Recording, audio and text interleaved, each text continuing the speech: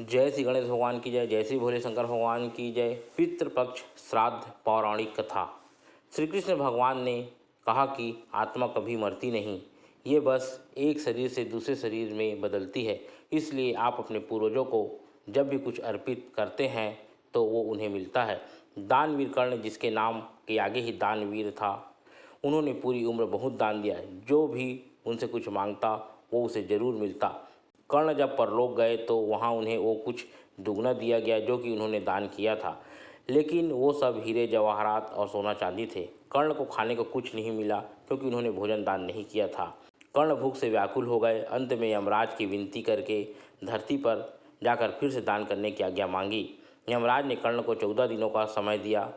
कर्ण ने धरती पर आकर जमकर भोजन दान किया और श्राद्ध किया। जब कर्ण परलोक वापस आया तो उनके पास खाना पहुंच चुका था। इसलिए हिंदुओं में भोजन दान करना बहुत शुभ माना गया है। श्राद्धों के दौरान तो गरीबों को भोजन खिलाना ही चाहिए। इसके जरिए हमारे पूर्वजों को सीधे ये पहुंच जाता है।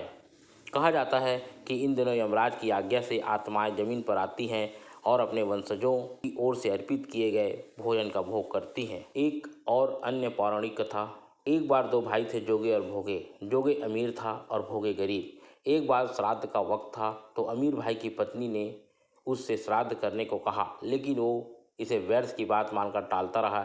ऐसा करने पर अमीर भाई की पत्नी ने सोचा, अगर श्राद्ध नहीं किया तो लोग बातें बनाएंगे। इसके लिए ऐसा करती हूँ कि अपने मायके वालों को दावत पर बुलाकर अपनी शान दिखाऊंगी। वहीं अमीर भाई की पत्नी ने श्राद्ध पर मदद करने के लिए गरीब भाई की पत्नी को बुला लिया। श्राद्ध का दिन आया तो भोगे की पत्नी पूरा दिन काम पर लगी रही। पूर्वजों के लिए खाना बनाया, लेकिन जैसे ही उनके पूर्वज खाने आए तो देखा कि वहाँ पर तो अमीर भाई के ससुराल वाले खा रहे हैं। पितर निराश हो गए तो वो गरीब भोगे के घर गए और वहाँ क्या देखा कि पितरों के नाम पर अगियारी दी हुई है।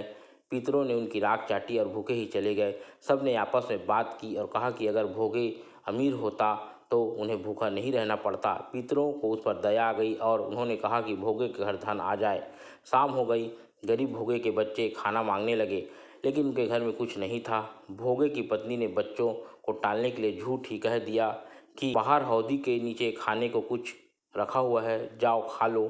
बच्चे जब वहां गए तो देखा कि हौदी मोहरों से भरी हुई है। दौड़े दौड़े बच्चे माँ के पास पहुँचे और सारी बात बताई। भोगे भी अब धनी हो गया।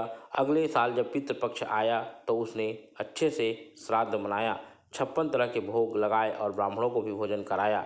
इससे पितर बहुत खुश हुए और भोगे का धन और कुल हमेशा बढ़ता ही गया।